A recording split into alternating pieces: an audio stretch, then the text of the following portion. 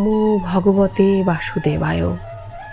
আমরা সবাই গীতার 18টি অধ্যায়ের কথা জানি, কিন্তু এই 18টি অধ্যায়ের নাম হয়তো আমরা সবাই জানি না। তাই চলুন আজ গীতার 18টি অধ্যায়ের নাম জেনে নেই। গীতার প্রথম 6টি অধ্যায়কে বলা হয় কর্মশতক, মাঝের 6টি অধ্যায়কে বলা হয় ভক্তি শতক এবং শেষ 6টি অধ্যায়কে বলা হয় জ্ঞান শতক।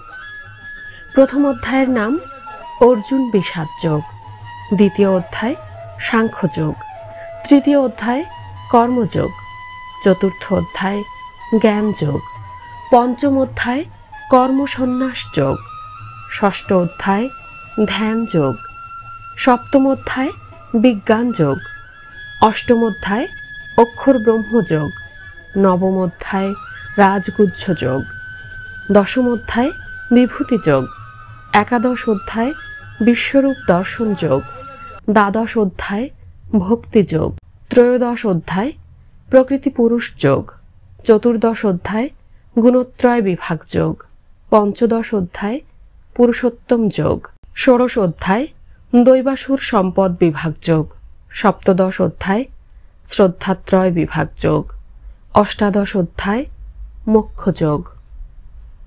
আমরা গীতার 18টি অধ্যায়ের নাম জানলাম।